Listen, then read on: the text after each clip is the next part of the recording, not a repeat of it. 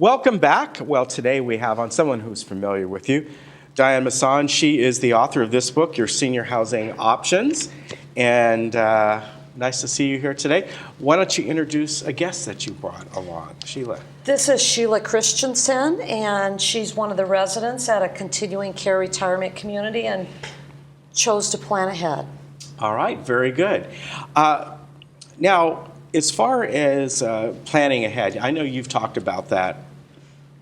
That's kind of always been your main theme in reality and how important it is. And so seniors have lots of different choices. The key is planning ahead. Whether or not one choice is above another, you still got to plan ahead no matter what, right? Right, and I think the key is that so many seniors, they just want to just stay in their home, not think about the future, and just live out their golden years. And the statistic they need to know is that 66% of us at some point are going to need assisted living or skilled nursing. Mm-hmm. So that means, you're going to need some help at some point, and 20% of us are going to need it for more than 2 years.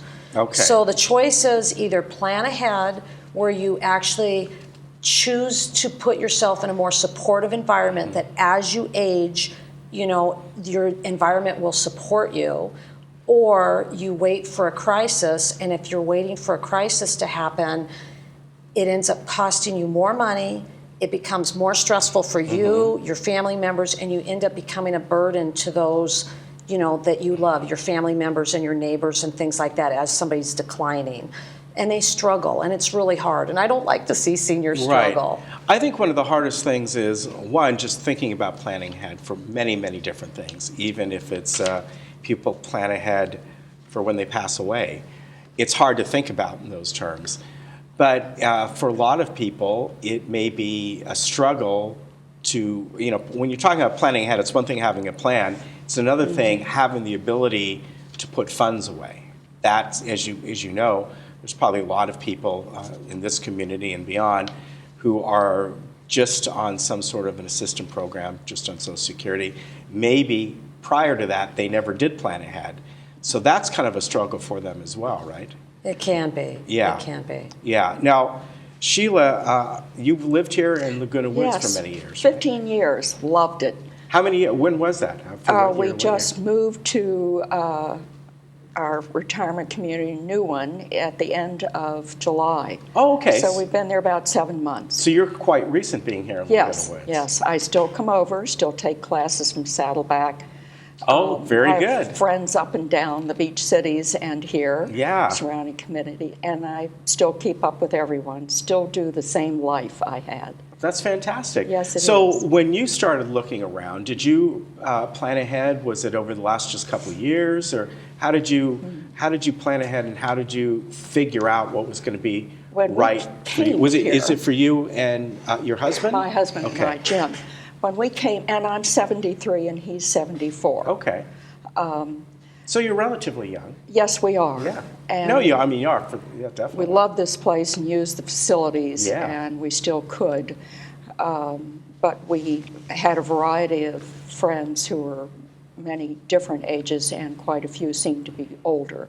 I began to watch how they were handling the challenges and the complexity Sure. as they moved into older age and their health issues. I didn't like what I was seeing, and we began to talk about it. About 5 years ago, we started visiting communities and thinking about the future, going back to our original hometowns, all varieties. I love this area, and I like the people that I know, and the doctors, and the shopping, and everything. And we finally decided we would narrow it to communities here. Here, meaning Yes, within in this area. Look for a new retirement community that also added that bonus of health help on campus. And that's what we have. And so you went, Diane, I understand you had a presentation, and you do these presentations quite often. Sometimes you do them here in this community, am I right? I thought you've been to different clubs at times here.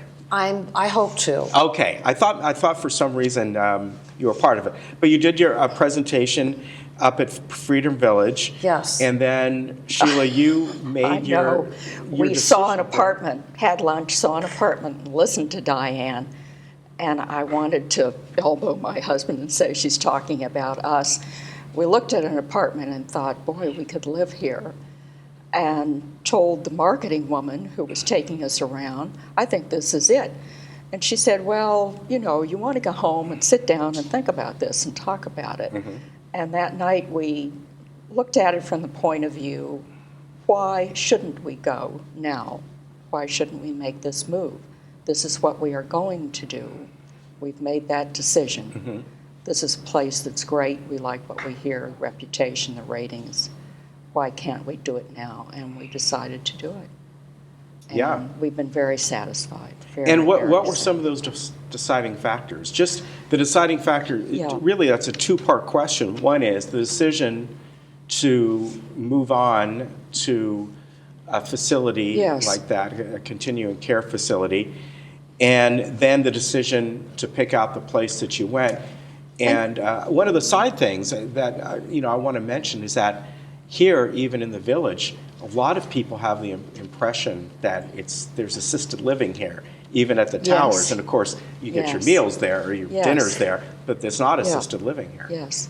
If you continue living, and many of our friends have, we have a lot of people here in Laguna Woods Village who are in high numbers, many people over 100.